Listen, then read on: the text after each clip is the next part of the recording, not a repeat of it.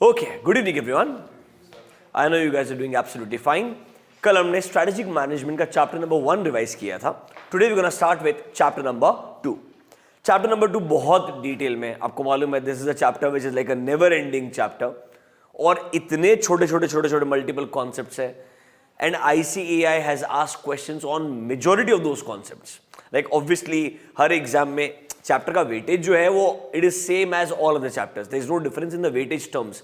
Question एक ही आएगा, अच्छा 4 या 5 मार्क के लिए, उसके अलावा तो आपको एमसीक्यू मिलेगा देखने के लिए, बट वो एक क्वेश्चन भी हर बार ना अलग अलग कॉर्नर से पिक किया जाता है। तो इस चैप्टर में थोड़ा सा प्रिडिक्ट करना बहुत चैलेंजिंग रहता है, बट एक काम करेंगे हम, हमारे सबसे इंपॉर्टेंट पार्ट्स है इस चैप्टर के, उनको डिटेल में डिस्कस करते जाएंगे। यहां पर मैं आपको सही बता रहा हूं, कुछ कुछ कॉर्नर्स ऐसे रहेंगे जो मैं आपको बोलूंगा ये पार्ट आप रीड कर लीजिएगा, because covering the entire chapter in a revision session, that is chapter number 2, is extremely difficult. जैसे chapter 1 हो गया, 3 हो गया, वो सब actually सब कुछ कवर हो सकता है, but second chapter बहुत ही ज्यादा वास्ट है, सब कुछ शायद एक साथ में कवर करना मुश्किल रहेगा, but still जितने भी मेजर पार्ट्स है जहां पर सबसे ज्यादा फ्रीक्वेंटली क्वेश्चन पूछे जाते हैं उनको हम डिटेल में डिस्कस कर लेंगे। तो एक काम कीजिए, in your modules come to page number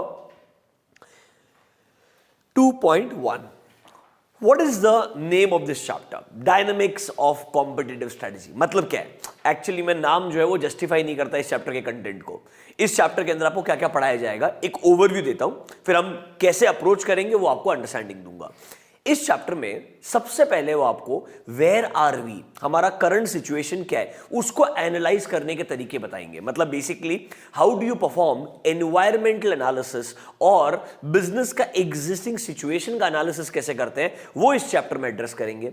ये आपको बताएंगे, अगर अज्यूम कीजिए अगर आप एक बहुत बड़ा कंपनी है, let's say company like ITC which deals with multiple products और सर्विसेज, तो कैसे आप अपने पोर्टफोलियो ऑफ प्रोडक्ट्स को सही तरीके से एनालाइज करेंगे। Sir there are some models, consulting firms के कुछ मॉडल्स दिए गए हैं जिसके बेसिस पे आप अपने पोर्टफोलियो को अच्छे से एनालाइज कर पाते हैं। तो यहां पर पोर्टफोलियो एनालिसिस क्या होता है, पोर्टफोलियो एनालिसिस यूज करने के लिए 3 इंपॉर्टेंट टर्म्स आएंगे। One is called as SBU, strategic business unit क्या होता है।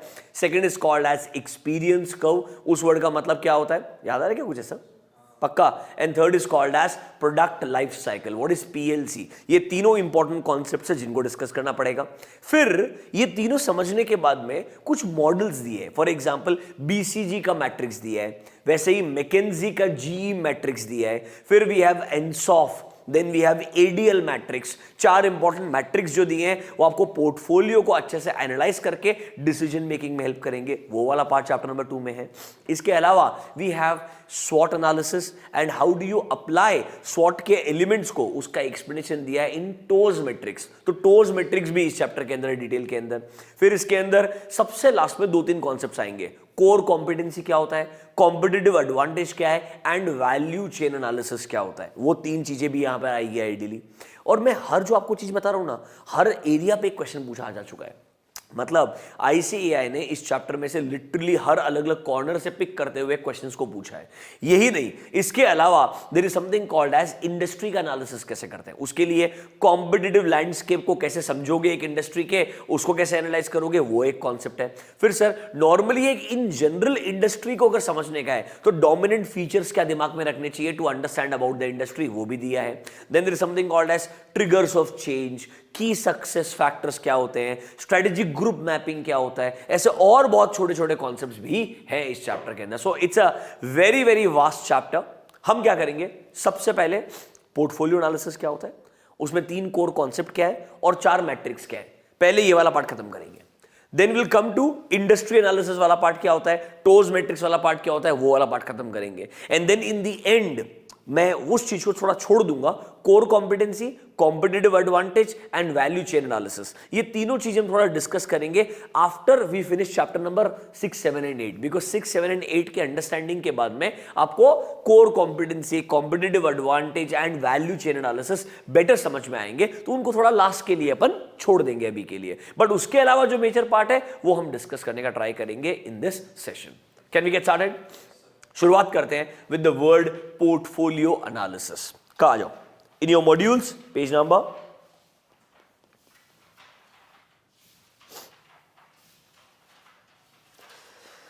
2.22. 2.22. Are you there? सबसे पहले what is the meaning of the word portfolio, what is the meaning. और प्लीज थोड़ा फोकस रखना बेटा, ये चैप्टर अकेले पढ़ना बहुत चैलेंजिंग होता है because it is extremely vast. बाकी चैप्टर्स आपको इतने डिफिकल्ट नहीं लगेंगे एसएम के अंदर बिकॉज इस चैप्टर में बहुत ज्यादा चीजें हैं। नॉर्मली ये डीमोटिवेटिंग हो जाता है कि आप खुद से बैठ करके हर एक चीज को डिटेल में पढ़ो, तो थोड़ा सा फोकस रखना, जब रीडिंग टाइम दे रहा हूं उसको अच्छे से यूटिलाइज करना, अच्छा रिविजन हो जाएगा आपका। तो sir What is the meaning of the word portfolio? Portfolio का मतलब है अगर एक कंपनी के अंदर मल्टीपल प्रोडक्ट्स या सर्विसेज में डील किया जाता है, so the collection of my different businesses for a organization can be called as a portfolio. अब सर अगर आप मुझे पूछेंगे इस पोर्टफोलियो को एनालाइज क्यों करना चाहिए, हो सकता है आपका कोई एक बिजनेस बहुत सक्सेसफुली इंप्लीमेंटेड है, अच्छा काम कर रहा है, आप शायद इसके अंदर एक्सपेंशन के बारे में सोच रहे होंगे। तो मतलब हर बिजनेस के लिए अलग अलग स्ट्रेटजी हो सकती है। ऐसा नहीं हो सकता है कि यार एक कंपनी आईटीसी उसने अपने हर प्रोडक्ट के लिए एक सिंगल स्ट्रेटजी लगा लेना चाहिए। देखो अलग अलग टाइप्स के स्ट्रेटजीज जो हैं आपको चैप्टर 4, 5 एंड 6 में पढ़ाए जाएंगे। वहां पर आपको कॉर्पोरेट लेवल स्ट्रेटजीज क्या क्या होते हैं, बिजनेस लेवल स्ट्रेटजीज क्या क्या होते हैं, फंक्शनल लेवल स्ट्रेटजीज क्या है, वो सब डिटेल में पढ़ाया जाएगा। But making a right choice about the strategy is not a easy job. For that you should know हमारा एग्जिस्टिंग हर एक प्रोडक्ट या हर एक सर्विस का कंडीशन क्या है। इसीलिए आपको पहले पोर्टफोलियो समझाया जा रहा है। Portfolio is collection of products and services जो हम प्रोवाइड करते हैं एज अ कंपनी। तो अगर एक कंपनी के पास में मल्टीपल प्रोडक्ट्स हैं या वो मल्टीपल प्रोडक्ट्स या सर्विसेज में डील करता है तो ही उनके लिए ये पोर्टफोलियो एनालिसिस लॉजिकल है। अगर आपके पास में एक ही प्रोडक्ट है तो पोर्टफोलियो क्या है, फिर एक ही कंपनी है और उसमें अंदर एक ही प्रोडक्ट है तो उसमें एनालाइज क्या करना है, सब कुछ जो है उस कंपनी के बारे में अंडरस्टैंडिंग जो है वही इस प्रोडक्ट का अंडरस्टैंडिंग रहेगा, वहां पर इतना दिमाग लगाने की जरूरत नहीं है। ये किसके लिए सूटेबल है, जिनके पास में मल्टीपल प्रोडक्ट्स या सर्विसेज होते हैं, उनको पोर्टफोलियो एनालिसिस समझना चाहिए और अप्लाई भी करना चाहिए। क्या आपको meaning of the word portfolio analysis समझ में आया? अब एग्जाम के अंदर अगर पोर्टफोलियो एनालिसिस आता है क्या लिखोगे और एडवांटेजेस में क्या लिखोगे? जो लाइंस पिक कर रहा हूं उसको पिक करो, ढंग से पढ़ो, उड़ा दो मेरे सामने। आ जाओ sir, what is a portfolio? सबसे पहले डिफाइन करोगे, it is a group of different businesses, products और services which are offered by an organisation. अब एग्जांपल भी दे सकते हो एग्जाम के अंदर। Example can be ITC provides multiple products and services. हमने आईटीसी के एग्जांपल बहुत बार डिस्कस किया है, आप यहां पर हाईलाइट कर सकते हो। टोबैको प्रोडक्ट होटल इंडस्ट्री के अंदर है, एफएमसीजी के अंदर है, पेपर प्रोडक्ट्स के अंदर है, आप मल्टीपल एग्जांपल्स दे सकते हो। ये सब इनका क्या है, पोर्टफोलियो है of different products what they deal with. इस point number 1 clear to you? नीचे आओ, देखो क्या बोलता है सर। सबसे इंपॉर्टेंट चीज, वापस definition, it is a collection of businesses and products that makes up the company. Sir सबसे इंपॉर्टेंट चीज है, हमको ये समझना पड़ेगा कि शायद हो सकता है हमारा बिजनेस पोर्टफोलियो ना एकदम परफेक्ट कंडीशन में नहीं है। सुनो ना, हो सकता है आपके पास 5 प्रोडक्ट्स हैं, 5 में से 2 प्रोडक्ट्स अच्छा परफॉर्म कर रहे हैं, 2 प्रोडक्ट्स pretty एवरेज है, they are struggling but they are doing a fair job, और एक बहुत ज्यादा स्ट्रगल कर रहा है, नेगेटिव रिटर्न्स दे रहा है। तो हो सकता है ना आपको अपना पोर्टफोलियो को रिस्ट्रक्चरिंग करना पड़ेगा। इसीलिए आपको पोर्टफोलियो को एनालाइज करना सिखाया जा रहा है कि हो सकता है एक आध प्रोडक्ट को आपको डाइवेस्ट करना पड़ेगा, एक आध के लिए एक्सपेंशन के लिए जाना पड़ेगा, may be 1 or 2 may require a stability strategy. So this kind of decision making can be done if you understand your different products and services. तो देखो सबसे बेस्ट पोर्टफोलियो वो होता है जो कंपनी के स्ट्रेंथ्स एंड वीकनेसेस को दिमाग में रखते हुए बनाया जाता है। मतलब सर हमारे जो ऐसे प्रोडक्ट्स हैं जो हमारे स्ट्रेंथ्स को सपोर्ट करते हैं वहां पर हमने पैसा और इन्वेस्ट करना चाहिए, सॉरी वहां मैक्सिमाइज करना चाहिए अपने इन्वेस्टमेंट्स को ताकि आपके रिटर्न्स बेटर हो सकते हैं। तो इस तरीके से पोर्टफोलियो को डिजाइन करना चाहिए। अच्छा, ये पोर्टफोलियो एनालिसिस किसके लिए सूटेबल रहेगा? अरे ऐसा कंपनी जिसके पास मल्टीपल प्रोडक्ट्स रहेंगे उनके लिए सूटेबल रहेगा, यस और नो? एंड अगर अच्छा पोर्टफोलियो एनालिसिस किया तभी तो आप ये डिसीजन मेकिंग कर पाओगे ना कि किस प्रोडक्ट के या किस सिचुएशन में कौन सा सही स्ट्रेटेजी रहेगा। इसलिए एडवांटेजेस में आऊं, देखो sir, it is primarily used for competitive analysis and corporate strategic planning. मतलब अगर एक कंपनी के पास में मल्टीपल प्रोडक्ट्स हैं या मल्टीपल फर्म्स हैं, उनको जब अच्छा स्ट्रेटेजिक प्लान बनाने का है कि हमको कौन सा स्ट्रेटेजी इंप्लीमेंट करना है फॉर विच प्रोडक्ट, उसके लिए आपको पोर्टफोलियो एनालिसिस करना पड़ेगा। पॉइंट नंबर ए को अच्छे से मार्क कीजिएगा, डेफिनेशन के साथ में आपके आंसर में वो आना चाहिए। Read advantage point number A once again.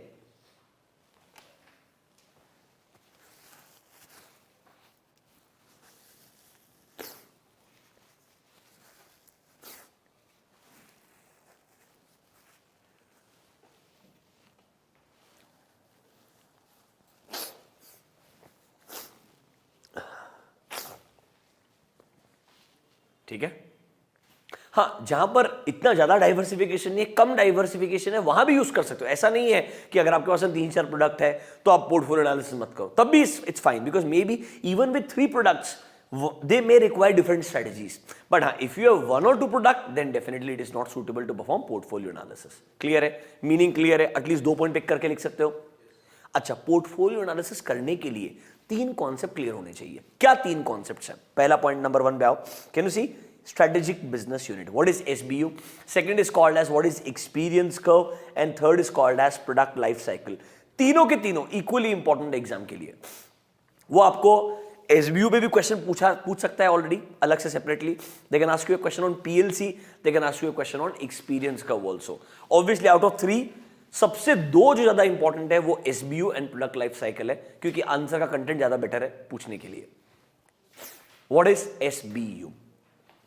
SBU stands for Strategic Business Unit। मतलब क्या है? हो सकता है a company like ITC is dealing in 4 different segments। समझ रहे हो मेरा बात? अब SBU is Strategic Business Unit, मतलब कोई ऐसा प्रोडक्ट या कोई ऐसा कलेक्शन ऑफ प्रोडक्ट्स या कोई ऐसा डिपार्टमेंट या कोई ऐसा सेगमेंट जो अपने आप में बहुत इंडिपेंडेंट है एज अ कंपनी। मतलब आईटीसी में कहना है tobacco products are independent business all together. उनके अपने कॉम्पिटिटर है, उनका अपना बिजनेस स्ट्रेटजी रहेगा, they will need its own set of managers at the top level, उनको अपना खुद का गोल्स एंड ऑब्जेक्टिव्स बनाना पड़ेगा। मतलब SBU हमारा वो प्रोडक्ट है या वो कलेक्शन ऑफ प्रोडक्ट्स है या वो डिपार्टमेंट है जिसके अपने कॉम्पिटिटर है, जिसका अपना खुद का अलग बिजनेस स्ट्रेटजी आपको जरूरत पड़ने वाला है, जिसके खुद के गोल्स एंड ऑब्जेक्टिव्स रहेंगे, वो अपने आप इंडिपेंडेंटली रन कर सकता है। That is called as strategic business unit. मेरा बात सुनो, ये आपको SBU क्यों पढ़ा रहे हो? अगर मैं बोलता हूं आपको पोर्टफोलियो एनालिसिस करना है, डोंट यू थिंक मुझे मेरे पहले बिजनेस में अलग अलग SBUs क्या वो ढूंढने पड़ेंगे? क्योंकि हर SBU के लिए अलग स्ट्रेटजी की जरूरत पड़ सकता है। That is why it is important to know what is SBU, so that I can identify my SBUs in the business, so that हर SBU के लिए मैं अच्छे से स्ट्रेटेजाइजिंग कर सकता हूं। This concept is called as strategic business unit. Remember, SBU एक प्रोडक्ट तो जरूरी नहीं है, it can be collection of products. All tobacco products together can be SBU for ITC. Understand? All paper-based products together can be called as SBU. Accounting terms में इसको आप segment भी बोल सकते हो। क्या बोल सकते हो? सेगमेंट। मतलब अपना अलग अलग सेगमेंट रहता है ना यार, जैसे रिलायंस ने अपने पूरे बिजनेस को डिजिटल सेगमेंट में, रिटेल सेगमेंट में, ऑयल टू केमिकल सेगमेंट में डिवाइड करके रखा है, वैसे हर एक सेगमेंट भी अपने आप में SBU रिप्रेजेंट कर सकता है। थोड़ा ब्रॉडर अंडरस्टैंडिंग के लिए बोल रहा हूं, एग्जाम में सेगमेंट वर्ड यूज मत करना। एग्जाम में क्या लिखेंगे बोलता हूं, आओ come to SBU, page number 2.23। Are you there? देखो, सबसे पहले SBU can be a company division, a product line, it can be even a single product or a brand name, it can be anything, but important क्या है? important है point number E। Sir, ये अपने आप में एक single business हो सकता है या बहुत सारे प्रोडक्ट्स का कलेक्शन भी हो सकता है, बट इनके लिए सेपरेटली प्लान किया जाता है। उसके खुद के अपने सेट ऑफ कॉम्पिटिटर्स है, उसके खुद के सेट ऑफ मैनेजर्स रहेंगे जो उसके लिए स्ट्रेटेजिक प्लानिंग करने वाले हैं। मतलब बॉटम लाइन वो क्लियरली बोल रहा है ये SBU अपने आप में इंडिपेंडेंटली रन कर सकता है। मतलब इस SBU को सेपरेट तरीके से स्ट्रेटेजिक प्लानिंग लगेगा, ये इनका कहने का ऑब्जेक्टिव है। That is why before you understand the different models you should know what is SBU, because without identifying SBU वो जो मॉडल्स है कुछ रेलेवेंट नहीं रहने वाले हैं। कौन से models? BCG and GE model जो हम पढ़ने वाले हैं। क्या आपको SBU का मतलब समझ में आया क्या? गिविंग यू 2 मिनट्स, एक बार SBU सिर्फ 2-3 पॉइंट अगर आपने पढ़ लिया, पॉइंट नंबर जैसे C इंपॉर्टेंट है, पॉइंट नंबर E इंपॉर्टेंट है, if you read them once it's absolutely fine.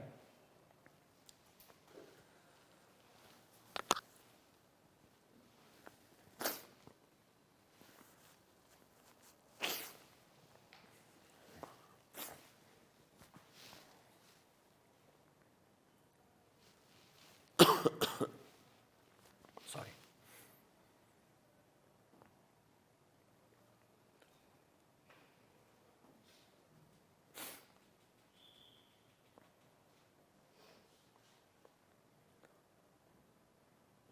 ठीक है, आगे बढ़े। Next concept, what is product life cycle. आपको मालूम रहेगा ये डायग्राम और 4 स्टेजेस याद रहेंगे कि normally any product in general goes through 4 stages during its overall product life cycle. First stage is called as introduction stage. Assume करो कोई ऐसा नया प्रोडक्ट, रेवोल्यूशनरी प्रोडक्ट लॉन्च किया जा रहा है जिसके बारे में मार्केट में नॉलेज बहुत कम है. डोंट यू थिंक इस स्टेज में क्या रहेगा? चारों स्टेज को डिस्कस करना डिटेल में. We have to discuss all 4 of them in detail. What will be the condition in first stage? First stage में मार्केट में लोगों को नॉलेज ही बहुत कम रहेगा अबाउट द प्रोडक्ट. यस और नो? तो कैन आई से डिमांड भी लिमिटेड रहेगा. एंड आप अगर डिमांड लिमिटेड है तो क्वांटिटी भी मैन्युफैक्चरिंग लिमिटेड करोगे तो आपका कहना है इससे मैन्युफैक्चरिंग कॉस्ट भी ज्यादा रहेगा. लोगों को रियलाइज करवाना that this product is good, उसके लिए भी इंपॉर्टेंट कॉस्ट एसोसिएटेड है. तो ये मार्जिन्स कम होते हैं, डिमांड भी लिमिटेड होता है और आपका कॉस्ट बहुत ज्यादा होता है. बट सर यहाँ पे रिस्क ऑफ फेलिंग भी बहुत हाई होता है because if this doesn't become acceptable in the market you may get out of the business completely हो सकता है. तो sir this is my introduction stage.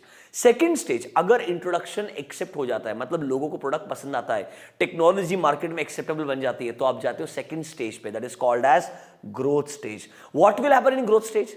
Demand jump होगा, आप इकोनॉमीज ऑफ स्केल पे जाओगे, मैन्युफैक्चरिंग कॉस्ट पर यूनिट कम होना शुरू हो जाएगा, कंपटीशन इंटेंसिफाई होगा, बट आपके मार्जिन्स भी बढ़ना शुरू हो जाएंगे बिकॉज आपका कॉस्ट सिग्निफिकेंटली कम हो जाएगा. Sir after growth comes your maturity stage. अगर वो प्रोडक्ट सही में हमारे डे टू डे लाइफ के लिए इंपॉर्टेंट बन जाता है, एसेंशियल बन जाता है, then it will reach maturity stage. हो सकता है ग्रोथ के बाद मैच्योरिटी आए ना, कभी कभी अगर प्रोडक्ट इतना एसेंशियल नहीं है, मेरे डे टू डे लाइफ को इंपैक्ट नहीं करता है, तो शायद ग्रोथ के बाद इमीडिएटली खत्म भी हो सकता है. But if it becomes an essential part of our life it will hit the maturity stage, जहां पर अब सबको सब पता है प्रोडक्ट के बारे में, यहां पर इकोनॉमीज ऑफ स्केल अपने पीक पे पहुंच चुका होगा, कंपटीशन धीरे धीरे कम होना शुरू हो जाएगा बिकॉज लोग यहां से एग्जिट करना शुरू कर देंगे स्लोली स्लोली. हाँ, यहां पर आपके मार्जिन्स भी स्टेबलाइज हो जाएंगे, बहुत एक्सेसिव डिमांड बढ़ने वाला नहीं है. रादर यहां से आप फोर्थ स्टेज की तरफ मूव करने लगेंगे, that is your decline stage. Demand will start falling, आपका profit margins will start falling, slowly competitors will completely start exiting. These 4 stages are discussed under PLC. What is PLC? Product Life Cycle. ये आपको क्यों पढ़ाया जा रहा है? क्योंकि जब आप एक बिजनेस के बारे में डिसीजन लेने वाले हो, आपको ये भी मालूम होना चाहिए ना यार, ये बिजनेस हमारा प्रोडक्ट लाइफ साइकिल के कौन से स्टेज पे. Think about it. अगर इंट्रोडक्शन या ग्रोथ स्टेज है, don't you think expansion can be right strategy? If you are in the maturity और decline, then may be maturity में स्टेबिलिटी अच्छा है और डिक्लाइन में शायद डाइवेस्टमेंट भी करना पड़ सकता है आपको. तो प्रोडक्ट लाइफ साइकिल भी आपको ये हेल्प करेगा कौन सा सही स्ट्रेटजी रहेगा. देखो बेटा, वो सही स्ट्रेटजी चूज करने से पहले आपको, पोर्टफोलियो एनालिसिस करने से पहले आपको 3 कॉन्सेप्ट समझा रहा है. पहला वाला SBU, दूसरा वाला what is product life cycle. Do you understand this? PLC में चारों स्टेजेस लिख करके दिए, इंपॉर्टेंट है. एग्जाम में एक्सपेक्टेशन आप ऐसा कैसा लिखोगे, मैंने बोल्ड भी मार्क करके दिया है. 2.24 are you there? Product life cycle, यहां पे 4 पॉइंट बना के दिए होंगे आपको, ABCD. यस और नो? फटाफट से रीड कर लो एक बार sincerely. I will mark it for you. Introduction stage, competition negligible है, prices are extremely high, market में डिमांड बहुत लिमिटेड है. ग्रोथ स्टेज, डिमांड एक्सपैंड होगा, price will start falling because आप इकोनॉमीज ऑफ स्केल पे काम करोगे, पर कंपटीशन बढ़ते जाएगा. Maturity stage, competition will become extremely tough, market में स्टेबिलिटी आ जाएगा, प्रॉफिट भी धीरे धीरे will start falling because of extreme competition. And the last one is your decline stage. यहां पर सेल्स एंड प्रॉफिट्स दोनों में फॉल आना शुरू होगा और यहां पर धीरे धीरे नया प्रोडक्ट आएगा और एग्जिस्टिंग प्लेयर्स एग्जिट करना शुरू कर देंगे. These are characteristics of your 4 stages in product life cycle.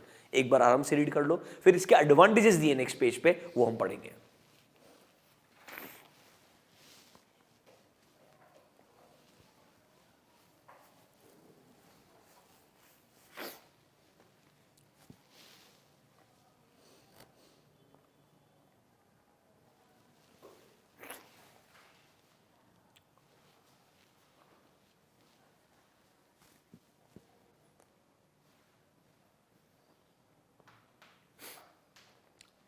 ठीक है,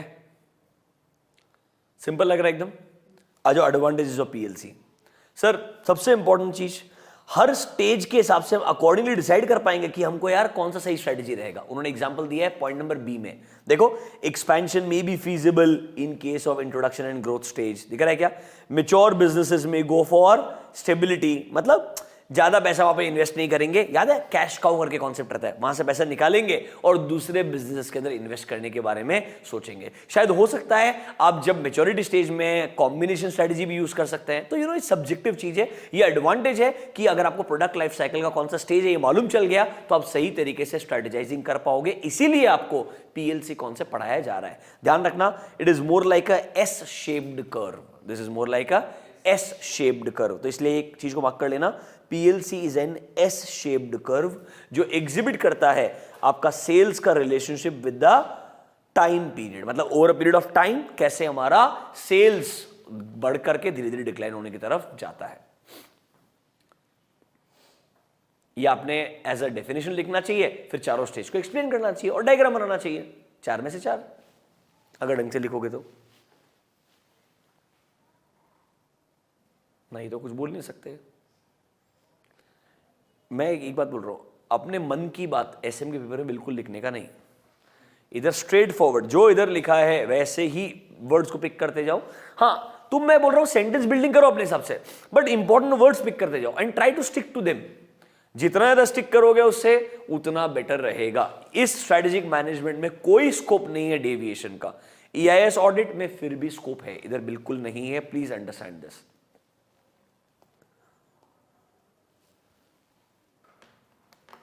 समझा क्या? Third concept, experience curve. What is experience curve? Simple सा बात है यार, ये बोलता है जैसे जैसे आप टाइम स्पेंड करेंगे एक इंडस्ट्री के अंदर आप एक्सपीरियंस गेन करेंगे और एक्सपीरियंस से ही आपको बेस्ट इनपुट आउटपुट रेशो समझेगा। क्या समझेगा? बेस्ट इनपुट आउटपुट रेशो, मतलब एफिशिएंसी कैसे इंप्रूव करना है, कम से कम कॉस्ट के अंदर कैसे बेस्ट क्वालिटी को मैन्युफैक्चर करना है। This you will learn over a period of time. तो एक्सपीरियंस कब रिप्रेजेंट कर रहा है how much time you have spent in a particular industry, because इससे आपको कॉस्ट लीडरशिप अचीव करने में हेल्प मिलेगा। क्या अचीव करने में हेल्प मिलेगा? Cost leadership. क्योंकि अगर आप चाहते हो आपका मैन्युफैक्चरिंग कॉस्ट पर यूनिट कम से कम रहे, इकोनॉमीज ऑफ स्केल पे खेलना चाहते हो, तो आपको टाइम स्पेंड करना पड़ेगा इंडस्ट्री में टू अंडरस्टैंड कि कैसे मैं अपना मैन्युफैक्चरिंग कॉस्ट को मिनिमाइज करेगा ताकि मैं अपने कॉम्पिटिटर्स को आउट रन कर सकता है, कंप्लीटली बीट कर सकता है because of my lowest manufacturing cost. अगर आपको ये अचीव करना है तो एक्सपीरियंस को एसेंशियल रहेगा। It is nothing but how much time you have spent, that will give you a leverage to reduce your manufacturing cost. आ जाओ, what is experience curve? Point number B को mark करना, this is similar to, akin मतलब similar to learning curve, जो explain करता है कि efficiency increase होता है if you keep repeating the same work over a period of time. मतलब अगर आप बेसिकली अपना manufacturing cost per unit reduce करना चाहते हो तो आपको थोड़ा टाइम स्पेंड करना पड़ेगा, बड़ा क्वांटिटी में डील करना पड़ेगा and then only you will be able to achieve it. तो देखो sir, experience curve is based use commonly that unit cost decline, मतलब manufacturing cost per unit will decline as firm accumulates experience. We learn as we grow, because आप जैसे जैसे volume पे पहुंचोगे, जैसे जैसे आपका अंडरस्टैंडिंग इंप्रूव होगा, वैसे ही आपका धीरे धीरे मैन्युफैक्चरिंग कॉस्ट पर यूनिट कम होते जाएगा। यह कॉन्सेप्ट कहलाता है एक्सपीरियंस कर्व। सर इसका फायदा क्या है? What is the advantage of this? तो पॉइंट नंबर बी और सी को मार्क कर लो। यहां पर कॉन्सेप्ट क्या है वो समझ में आ रहा है, यही चीज को वापस से लिखेंगे वो। Come to point number F, come to point number F, experience curve has following features. क्या सर? सर जैसे ऑर्गेनाइजेशन ग्रो करेगा they will gain experience. Oh nice. Next, experience से हमको एडवांटेज मिलेगा ओवर कंपटीशन। कैसे? अरे मैन्युफैक्चरिंग कॉस्ट कैसे कम करना है वो समझेगा ना यार। एक्सपीरियंस इज अ की बैरियर टू एंट्री, क्योंकि अगर आप बहुत एक्सपीरियंस प्लेयर हैं तो एक नया एंट्रेंट एंटर करने से पहले बहुत बार सोचेगा। सोचो ना, फॉर एग्जांपल फेविकॉल इतने सालों से फेमस है, कोई एक नया इंसान एंटर करने से पहले 1000 बार सोचता है कि इसका जो मार्केट के अंदर प्रेजेंस है और इनके पास में जो लेगेसी है उसको बीट करना बहुत चैलेंजिंग रहेगा। पेंट इंडस्ट्री, नया प्लेयर एंटर करता है क्या इजीली? कोई बहुत कॉम्प्लिकेटेड प्रोडक्ट्स नहीं है, बहुत सिंपल प्रोडक्ट्स है, but the problem is they are already sitting in the heart of the entire country. Do you get my point? People know specific names. लोगों को कंपनी का नाम नहीं मालूम है बट लोगों को प्रोडक्ट का नाम मालूम है। उसकी वजह से उस प्रोडक्ट को आउटस्मार्ट करना, उसको बीट करना बहुत चैलेंजिंग है अपने आप में। तो एक्सपीरियंस का अपना एक अलग एडवांटेज है, उसका एक अलग लीग है, उसको आप बीट नहीं कर सकते हो ideally. I hope you understand this. अब एक सिंपल चीज बोलता हूं, मतलब आई डोंट वांट टू मतलब कोई डिमीन नहीं करना, मुझे ऑफेंसिव नहीं होना है, बट इन जनरल अगर मासेस के पॉइंट ऑफ व्यू से बात करोगे, Like people know reputed degrees like chartered accountancy, company secretary, people know doctor, engineer. Suddenly आप बोलते हो मैं business analytics का कोर्स कर रहा हूँ. People still look at you, it's not a professional course. I'm not saying it's not great. People are doing absolutely great. अच्छा काम कर रहे हैं. But क्या है ना, लोगों के दिमाग में by default preconceived notion है, it's not a professional course. Are you understanding my point? And people will compare, okay, just one subject. It's not a course. Are you understanding my point? तो लोगों का जो सोच है, similarly एक business के अंदर भी वैसे ही अप्लाई किया जाता है. मेरा कोई डीमीन करने का मतलब नहीं है. बिजनेस एनालिटिक्स भी अपने आप में इक्वली इंपॉर्टेंट है. There is no question about it. Do you understand this? Sir हमने क्या समझा?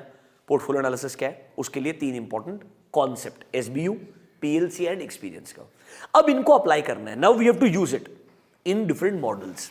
Let's start with the first model, that is BCG matrix. क्या बोलता है? देखो, 2 बड़े फर्म्स है, एक है बीसीजी, दूसरा है McKinsey. BCG represents Boston Consulting Group. तो दुनिया के जो सबसे बड़े कंसल्टिंग फर्म्स है उसमें मैकेंजी आता है, बीसीजी आता है, बेन एंड कंपनी आता है, डेलॉयट कंसल्टिंग आता है. They are like the most famous consulting firms across the world. आपको 2 मैट्रिक्स पढ़ाए जाएंगे, एक बीसीजी का, एक मैकेंजी का. How are the different from each other, उन्होंने कैसे उसको यूज किया है, उनको अपने को डिस्कस करना है. सबसे पहले शुरुआत करते हैं बीसीजी मैट्रिक्स के साथ में. अच्छा, बीसीजी अपने आप में अलग से इंपॉर्टेंट है एग्जाम के लिए, मैकेंजी अपने आप में अलग से इंपॉर्टेंट है. ये तीनों कॉन्सेप्ट, मतलब इस चैप्टर में हर कॉन्सेप्ट जो पढ़ रहे हैं ना, वो अलग क्वेश्चन बन सकता है.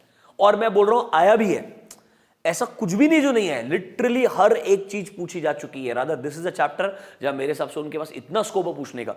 ऑब्वियसली पूछ एक ही क्वेश्चन सकते हैं, but every time it can be a different question till literally 5 years according to me. इतने कॉन्सेप्ट्स है इसके अंदर. Recent times के अंदर BCG, McKinsey have not been asked. They are extremely getting ignored. और एक जमाने में they used to be the favorites. You never know, the time can change. तो लोग इसको से पढ़ते छोड़ देते हैं आजकल. थोड़ा फोकस करना. मुझे ऐसा फीलिंग है काफी टाइम से ये मॉडल्स पे फोकस नहीं किया जा रहा है. एक अच्छा क्वेश्चन बन सकता है, थोड़ा केयरफुल रहना चाहिए. BCG मैट्रिक्स क्या बोलता है? आ जाओ page number 2.27. Can you see diagram? BCG का अपना डायग्राम रहेगा ना यार, तुम्हारा फेवरेट डायग्राम है. मैं बोल रहा ना, जिंदगी में एसएम में कुछ याद रहे चला रहे, बीसीजी जरूर याद रहेगा, क्योंकि talks about cash cow, dogs, star, याद रहेगा, क्वेश्चन मार्क. इसलिए ये कॉन्सेप्ट जिंदगी में सबको याद रहेगा. सबसे पहले before you get carried away, BCG क्या बोल रहे हैं? आप अपने सारे प्रोडक्ट्स को, मतलब अपना जो पोर्टफोलियो है उसको प्लॉट करो इन आवर डायग्राम. मतलब उन्होंने 4 कैटेगरीज बनाई है ऑफ एसबीयूज.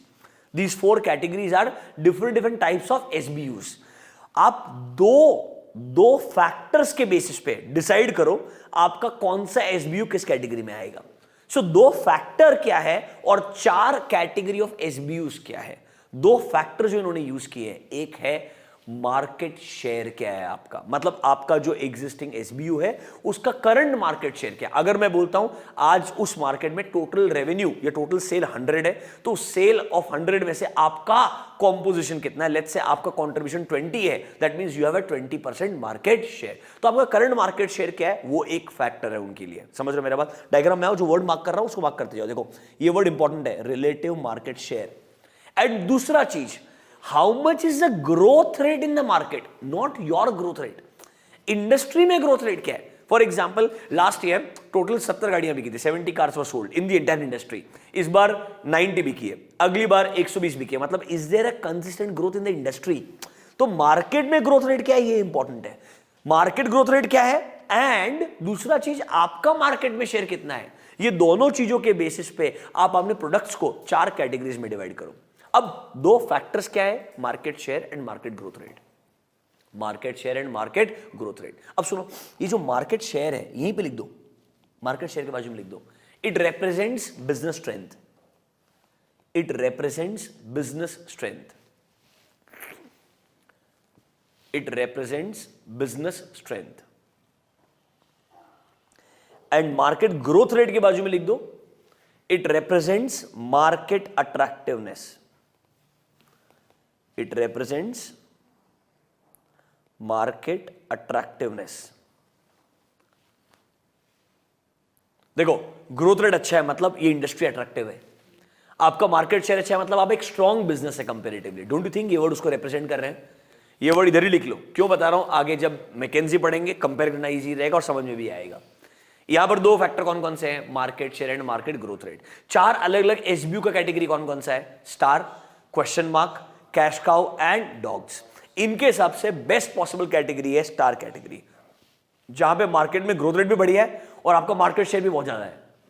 वो कैटेगरी आपके लिए क्या कहलाएगी, स्टार कैटेगरी कहलाएगी। डोंट यू थिंक एक बिजनेस चाहेगा उनके सारे के सारे एसबीयू स्टार कैटेगरी में रहे, पर वैसा होता नहीं है रियल लाइफ में ऑब्वियसली।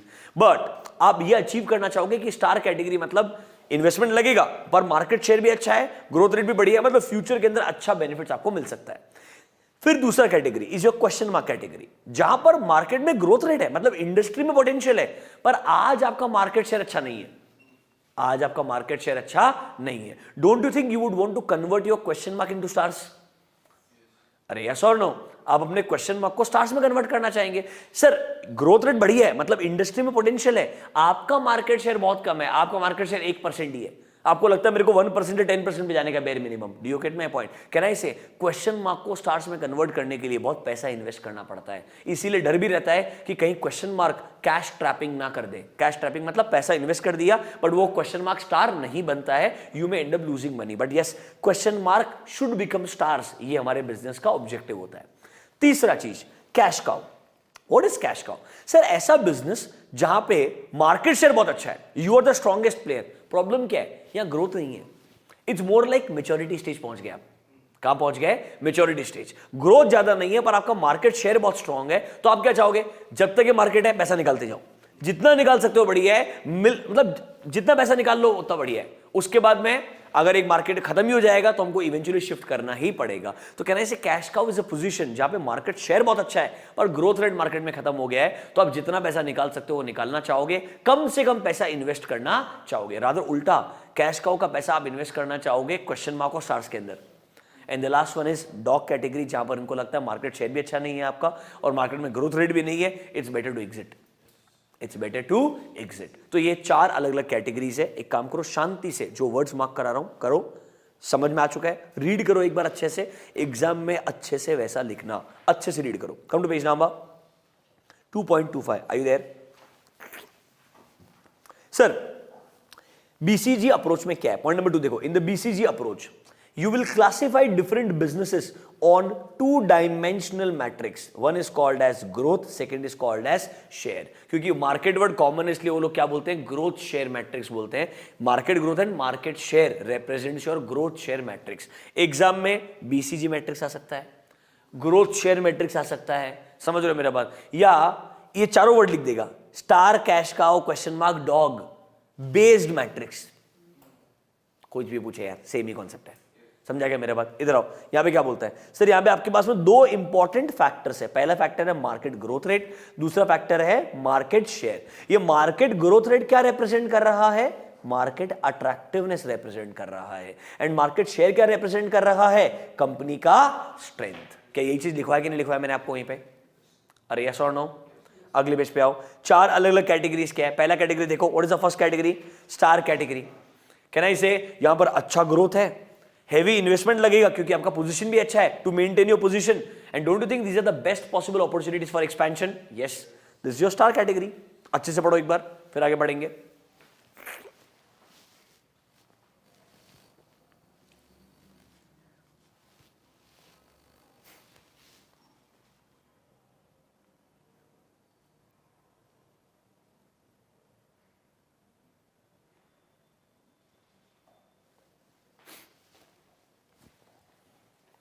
ठीक है, नंबर 2 कैश काउ।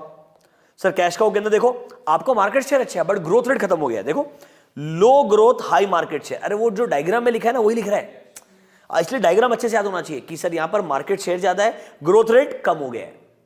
समझ रहे हो क्या मेरा बात? ये वर्ड्स याद नहीं करने, डायग्राम याद करने का है। वंस यू रिमेंबर दैट, अंदर का टर्मिनोलॉजी, अंदर का टर्म्स अपने आप समझ में आ जाएगा। सर कहना इसे यहां पर आप ज्यादा से ज्यादा कैश जनरेट कर सकते हो, कॉस्ट बहुत कम रहेगा, कोई मेजर इन्वेस्टमेंट लगने वाला नहीं है, सिर्फ आपको मार्केट शेयर मैनेज करने का और जितना पैसा हो सकता है निकालते जाने का है। एक लाइन अच्छी लिखी है, जैसे जैसे ग्रोथ रेट कम होता है आपके स्टार ही आपके कैश काउ बन जाते हैं। क्योंकि देखो स्टार में क्या था, मार्केट शेयर अच्छा था, अरे स्टार में मार्केट शेयर अच्छा था, ग्रोथ रेट भी अच्छा था, ग्रोथ रेट कम हुआ पर मार्केट शेयर अच्छा है अभी भी, कहने से वो कैश काउ बन गया है। That is your point number D. ये सही वर्ड्स है, आपको ये लिखने पड़ेंगे एग्जाम के अंदर, तो ये आपको मार्क्स मिलेगा बेटा, ठीक है। नंबर 3 क्वेश्चन मार्क, आईसीआई का favourite area.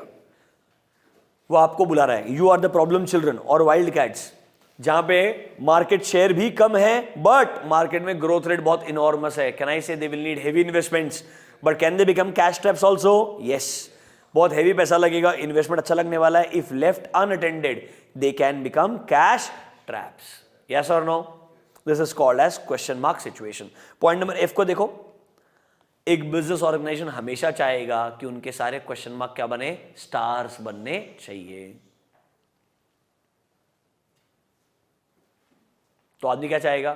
Question mark star बने, स्टार के बाद कैश काउ बने, और कैश काउ के बाद खत्म हो जाए, डॉग सिचुएशन कभी ना आए, क्योंकि डॉग सिचुएशन जब आएगी मार्केट शेयर गिरेगा, you will start losing. Are you understanding my point? भले ग्रोथ कम भी हो पर मार्केट शेयर लूज क्यों करना चाहोगे आप unnecessarily? You would just want question mark to star to cash cow. Clear है? Last point, dog category, simple है, low growth low market share.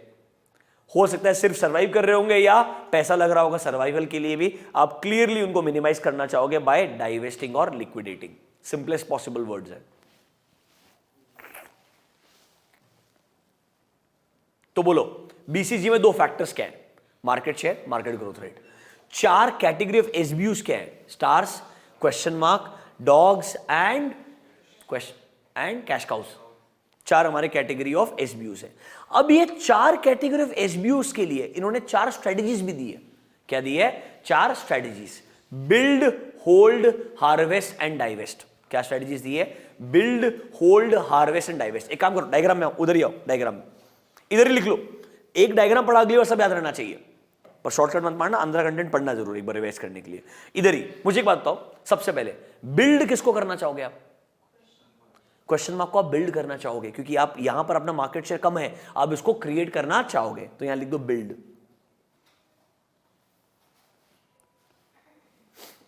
Hold क्या करना चाहोगे आप? स्टार को होल्ड करना चाहोगे, बेस्ट पॉसिबल पोजीशन है, you would want to preserve the same position, that is called as your hold category. Harvest क्या करना चाहोगे? कैश काउस, क्योंकि यहां पर आप बेस्ट पॉसिबल पैसा निकालना चाहोगे ना यार।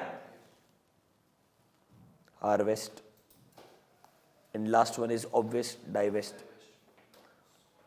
लोग अब कॉलिंग मेमोरी टेक्निक डी याद करने के लिए, कोई लॉजिक नहीं है, दिमाग अगर लगाए तो याद ही नहीं करना पड़ेगा।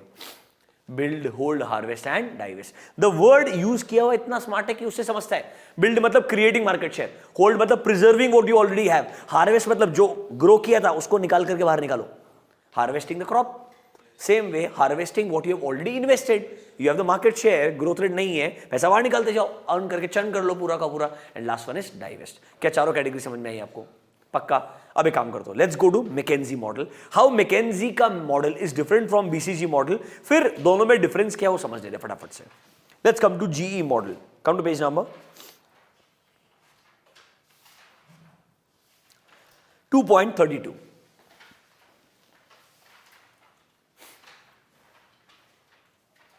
What is GE model? तो जनरल इलेक्ट्रिक एक कंपनी है जिसके लिए मैकेंजी ने ये मैट्रिक्स अप्लाई किया था पहली बार, इसलिए इसको लोग जीई मॉडल भी बोलते हैं, मैकेंजी का मैट्रिक्स भी बोलते हैं, स्टॉप लाइट मॉडल भी बोलते हैं, अलग अलग नाम है, सब कुछ एक ही चीज रिप्रेजेंट करता है। Sir GE is the company name, McKinsey is the consulting firm name, and why stop light? Because यहां पर आपकी जो 3 लाइट है, जो आप ट्रैफिक लाइट्स होते हैं आपके, green colour, red colour and amber और येलो कलर, उसके बेसिस के ऊपर इन्होंने बाइफर्केशन करके आपको स्ट्रेटजी डिसाइड करने के लिए बोला है। अब जीई क्या बोलता है सुनो, जीई थोड़ा स्मार्ट तरीके से प्रेजेंट करता है, मतलब जीई मतलब McKinsey, in case of GE smart तरीके से प्रेजेंट करता है। ये क्या बोलता है? बीसीजी ने जो फोकस किया है मार्केट शेयर, मार्केट ग्रोथ पे, हम नहीं बोल रहे वो गलत है, हम बोल रहे हैं वो थोड़ा सा छोटी सोच है, you need to think broader. वो क्या बोल रहा है? यस, योर 2 वर्ड्स, कौन से 2 words? Business strength and market attractiveness, वो अच्छे वर्ड है, बट बिजनेस स्ट्रेंथ सिर्फ आपके आज के मार्केट शेयर से पता चलता है क्या? मुझे एक बात बताओ, आज की तारीख में मेरा ऐसा प्रोडक्ट है जो मार्केट में लॉन्च भी नहीं हुआ है, प्रोटोटाइप मोड पे, बट प्रोटोटाइप भी इतना फेमस है कि लोगों को मालूम है ये मार्केट को किल करने वाला है। एक फॉर एग्जांपल एक कंपनी है रिवियन मोटर्स, मालूम है क्या तुमको? Rivian Motors,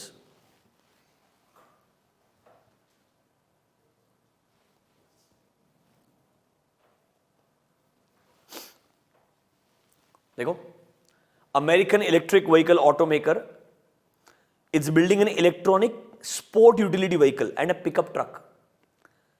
basically it's a competitor of Tesla in longer run. अभी तक उन्होंने लिटरली लोगों तक प्रोडक्ट्स पहुंचाए भी नहीं है, बट स्टिल एक लिस्टेड कंपनी है. समझ रहे हो मेरा बात तुम? एंड ऑलरेडी $1 बिलियन कंपनी है. What I am trying to say is, इनका पॉइंट ऑफ व्यू है सिर्फ मार्केट शेयर रिप्रेजेंट नहीं करता आपका स्ट्रेंथ, आपके प्रोडक्ट की quality may be in a prototype mode itself, कि लोग उसको चेरिश कर रहे हैं क्या लोग उसके बारे में ऑलरेडी बात कर रहे हैं क्या. ये बोल रहा है सिर्फ प्रेजेंट और पास्ट पे फोकस मत करो. BCG was focus only on present and past. McKinsey is saying be futuristic also. Business strength सिर्फ मार्केट शेयर से पता नहीं चलता है. सिमिलरली आपकी लास्ट 5 साल में मार्केट में ग्रोथ रेट क्या है, इससे पता नहीं चलता है कि इंडस्ट्री अट्रैक्टिव है या नहीं है. एक बात सुनो, आज आपको लग रहा है इलेक्ट्रिक व्हीकल इंडस्ट्री बहुत बड़ी है. एक बात सुनो, अभी तक लोगों को लग रहा है कि जो आपका पावर कंजम्पशन का जो पैसा है ये सेम रहने वाला है, इसलिए आपको ईवी अच्छा लग रहा है. जैसे पेट्रोल डीजल का कंजम्पशन बढ़ा, डिमांड सप्लाई की वजह से उसका प्राइस भी बढ़ा. सेम तरीके से अगर दुनिया भर में ईवीज रन करने शुरू हो जाएंगे, आपकी पावर का डिमांड बढ़ेगा, डोंट यू थिंक उसका कॉस्ट भी तो बढ़ना शुरू हो जाएगा. फिर जैसे एक जमाने में लोग पेट्रोल डीजल कंपेयर करते थे, वैसे आप पेट्रोल डीजल और ईवी को कंपेयर करने शुरू कर देंगे. यस और नो? दूसरा चीज, फिर 4 साल बाद बैटरी को रिप्लेसमेंट करना पड़ेगा, and the batteries are going to be very costly in this case. तो लोग फिर से कैपिटल बजटिंग जैसे प्रेजेंट वैल्यू निकालेंगे. थोड़ा ज्यादा हो गया, but you know what I mean, right? Bottom line क्या है? बॉटम लाइन ये है कि आज आपको ये लग रहा है लास्ट 5 साल में ग्रोथ रेट ऐसा है, उस हिसाब से EV is the new thing है, नया चीज, बट वो कितना लंबा सर्वाइव करेगा ये बोलना बहुत आसान चीज नहीं है. तो मैकेंजी बोलता है don't just focus on present and past, focus on future. That means don't just look at market share and market growth rate. ये तो बहुत छोटे पैरामीटर है, इनके अलावा और 5-5, 6-6 पैरामीटर्स हैं, उन सबको कंसीडर करो और फिर डिसाइड करो कि भाई तुमको एक्सपेंशन करना है क्या, तुमको डाइवेस्ट करना है क्या. Don't make a decision so quickly in जल्दबाजी में हेस्टिली डिसाइड मत करो, सोच समझ के डिसाइड करो, थोड़ा फ्यूचरिस्टिक अप्रोच रखो. यही चीज जीई बोलने का ट्राई करा है. बेसिकली जीई ने क्या किया, बीसीजी का मॉडल लिया, उसके ऊपर बिल्ड किया. सिंपल चीज है ना, तुमको बोला ना चेक करना अच्छा लगता है, आंसर लिखना अच्छा नहीं लगता है. समझ रहे हो ना मेरा बात तुम? सेम वही कॉन्सेप्ट है, पहले किसी ने लिखा, आपने उसके ऊपर बिल्ड किया. Do you get my point? That's your McKinsey model. आ जाओ in your modules, page number 2.32. Smart तरीके से पढ़ना, डिफरेंशिएट करते जाना, क्या एग्जाम में आएगा पता होना चाहिए. जीई मॉडल क्या बोलता है? देखो सर, इस मॉडल को हम अलग अलग नाम से जानते हैं. जीई मॉडल बोल सकते हैं इसको हम, ये mark the word, 9 cell matrix बोल सकते हैं. क्या बोल सकते हैं? 9 सेल, क्योंकि यहाँ पे 9 बॉक्सेस रहेंगे, आपको पता चलेगा there will be 9 boxes. That is why it can be called as 9 cell matrix, या इसको आप ट्रैफिक कंट्रोल लाइट मैट्रिक्स भी बोल सकते हैं. ये अलग अलग वर्ड्स हैं. मैकेंजी का मॉडल भी बोल सकते हैं, कुछ भी बोल सकते हैं. इंपॉर्टेंट क्या है, जैसे हमारे पास बीसीजी में 2 फैक्टर्स थे, market share and market growth rate, यहां पर भी 2 फैक्टर्स है, बट यहां पर थोड़े ब्रॉडर फैक्टर्स हैं. आपको इमीडिएटली याद आएंगे क्योंकि मैंने आपको उस डायग्राम में लिखवाया था. 2 वर्ड्स है, business strength and market attractiveness. देखो नोटिस करो, बीसीजी में भी मैंने बोला था मार्केट शेयर ये रिप्रेजेंट कर रहा है, मार्केट ग्रोथ रेट ये रिप्रेजेंट कर रहा है. यहां पर वो बोल रहे रिप्रेजेंट नहीं, इंपॉर्टेंट फैक्टर ही ये दोनों हैं. देखो यहां पे क्या बोल रहा है, sir we are going to focus on 2 factors, business strength and market attractiveness. और नीचे आओ, सबसे इंपॉर्टेंट चीज देखो क्या बोलता है, मार्केट अट्रैक्टिवनेस देखो is not only market growth rate, it is also overall size क्या है, इंडस्ट्री का प्रॉफिटेबिलिटी क्या है, कंपटीशन कितना है, टेक्नोलॉजी कितना इजीली अवेलेबल है, प्राइसिंग ट्रेंड क्या है, ओवरऑल रिटर्न्स कैसे इंडस्ट्री में. मतलब मार्केट अट्रैक्टिव, एक इंडस्ट्री अट्रैक्टिव सिर्फ ग्रोथ रेट की वजह से नहीं होता है. अरे भाई सुनो, एक इंडस्ट्री है जहां पे ग्रोथ रेट ना 20% पर एनम है, साइज क्या इंडस्ट्री का, 1 करोड़ का. मैं बोलता हूं दूसरा इंडस्ट्री जहां पे साइज है 10,000 crore rupees, do you get my, growth rate क्या है, 5% है, वो एनी डे बहुत बेटर रहेगा.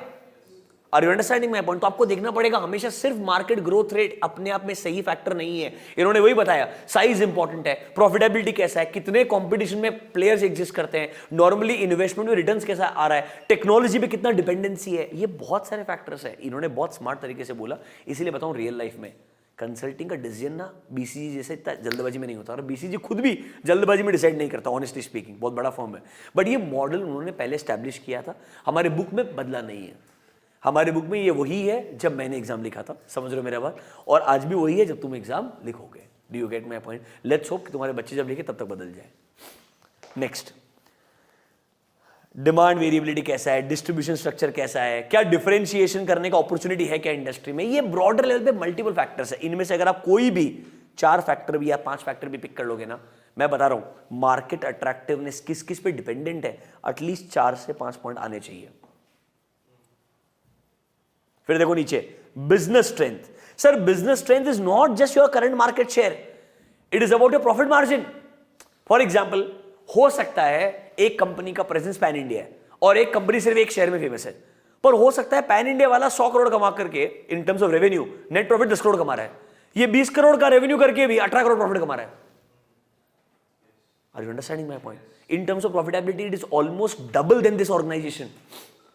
सो आप जब बिजनेस ट्रेंड देख रहे हैं, सिर्फ और सिर्फ आप ये मत देखिए आपका मार्केट शेयर क्या है, market share is just one phenomenon, उसके अलावा प्रॉफिटेबिलिटी मार्जिन्स क्या है, आप कितने एफिशिएंट हैं as a business, brand reputation क्या है मार्केट के अंदर, मे बी ब्रांड लॉयल्टी बहुत स्ट्रांग है आपका, तो हो सकता है आज आप एक शहर में ब्रांड लॉयल्टी मेंटेन कर रहे हैं, once you will maintain this across India you may have a significant jump in terms of numbers also. तो ये बोल रहा है अगेन, बीसीजी जैसे एक फैक्टर मत देखना, there are multiple factors which creates market attractiveness and business strength. उन दोनों को कंसीडर करके आप अपने एसबीयूज को 9 बॉक्सेस में डिवाइड करो। किस में डिवाइड करो?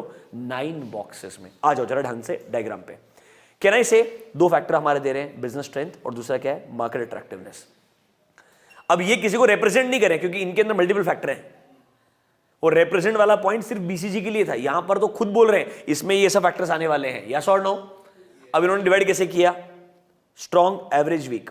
मतलब हो सकता है एक आपका प्रोडक्ट है जो सर एवरेज है, मतलब इससे बेटर प्लेयर भी एग्जिस्ट करता है इंडस्ट्री में, बट हम अच्छे पोजीशन पे, I am not saying the worst position, I am not saying the strongest position, I mean the average position. But sir अब एवरेज तो इंपॉर्टेंट क्या है, वो इंडस्ट्री भी बहुत हाईली अट्रैक्टिव है क्या? तो ये बोल रहा है थोड़ा ना रेंज क्रिएट करो, don't just think market share, growth rate, category. उस कैटेगरी के अंदर भी 3 ऑप्शन बनाए इसने। Are you understanding my point?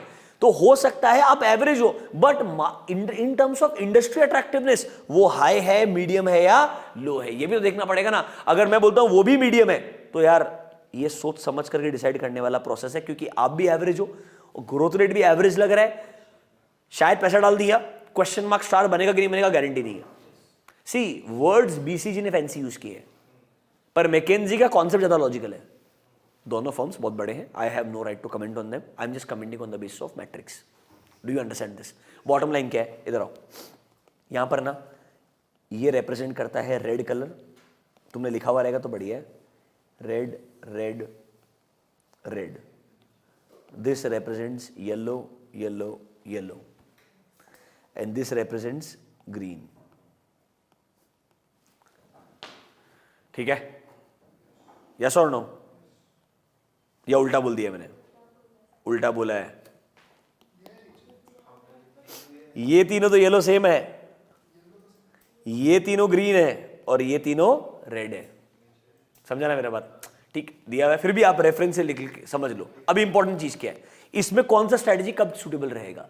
Green case में I can go for expansion, I can go for a growth plan. In case of yellow I need to be cautious, सोच समझ कर डिसीजन लेना चाहिए, क्योंकि यहां पर ना एकदम ल्यूक्रेटिव भी नहीं है कि आंख बंद करके इन्वेस्टमेंट कर दो अच्छा ग्रोथ है, नहीं यार, यहां पर थोड़ा रिस्की सिचुएशन है और हम भी थोड़े से एवरेज है कंपैरेटिवली। सबसे वर्स्ट सिचुएशन रहेगा रेड वाला सिचुएशन, जहां पर आपको बहुत सोच समझ कर डिसीजन लेना पड़ेगा। आइडियली यहां पर डाइवेस्टमेंट या liquidation can be the option, या आप सिर्फ सर्वाइव कर सकते हो for some period of time if you want to maintain your reputation. Do you get my point? That's how you bifurcate all 3। नीचे आओ, एक पॉइंट दिए एबीसी, उन तीनों को मार्क करके इंपॉर्टेंट लिख लो। देखो, a product falls in green section, अब क्या करोगे? एडवांटेजेस पोजीशन है, एक्सपैंड करोगे, इन्वेस्ट करोगे, ग्रो करोगे।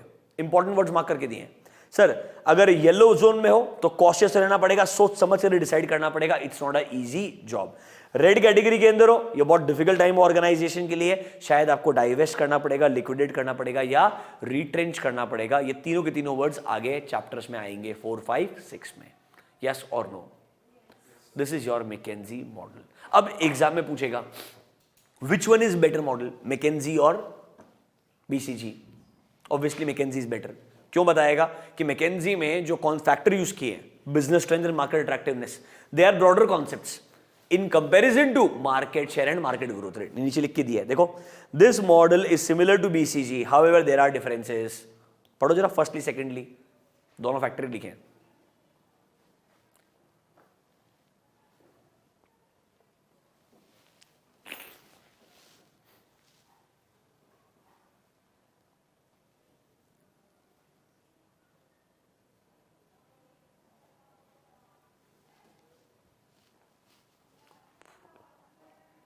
ठीक है, एग्जाम में क्या क्या क्वेश्चन आ सकते हैं? बीसीजी मैट्रिक्स क्या होता है, डायरेक्टली पूछ सकता है। तो आपको बीसीजी मैट्रिक्स का लॉजिक, दोनों factor, 4 category of SBU and चारों स्ट्रेटेजी, बेसिक अंडरस्टैंडिंग देना पड़ेगा। या बीसीजी पे स्पेसिफिक क्वेश्चन आ जाएगा, 4 स्ट्रेटेजी बताओ, build, hold, harvest, divest. Introduction दोगे पर मेन फोकस किस पे करोगे? बिल्ड, होल्ड, हार्वेस्ट, डाइवेस्ट पे। या पूछेगा मैकेंजी का जीई मॉडल क्या है, तो आपको दोनों फैक्टर बताने पड़ेंगे, 2-2, 3-3 पॉइंट के एग्जांपल देने पड़ेंगे, डायग्राम बनाना पड़ेगा, और येलो में क्या करना है, रेड में क्या करना है, ग्रीन में क्या करना है, वो समझाना पड़ेगा। या पूछेगा दोनों में डिफरेंस क्या है, तो पहले एक एक पैराग्राफ में दोनों को एक्सप्लेन करो और सिर्फ बता दो कि यहां पर सिर्फ फोकस मार्केट शेयर पे एंड मार्केट ग्रोथ रेट पे है, यहां पर फोकस बिजनेस स्ट्रेंथ के ऊपर है एंड मार्केट अट्रैक्टिवनेस पे, विच आर ब्रॉडर कॉन्सेप्ट्स। ऐसे आपको आंसर देना पड़ेगा सोच समझ करके। तो दोनों मॉडल्स को साथ साथ में पढ़ो, कंबाइंड तरीके से पढ़ो, ताकि let them ask any category of question you should be able to address. Do you understand this? तो आइडियली हमने शुरुआत किया था पोर्टफोलियो एनालिसिस क्या है, उसमें एसबीयू क्या है, पीएलसी क्या है, एक्सपीरियंस कर्व क्या है। फिर पोर्टफोलियो एनालिसिस करने के लिए 2 सबसे हाईली यूज मॉडल्स दिए हैं, बीसीजी एंड मैकेंजी का GE model. Is this clear to you?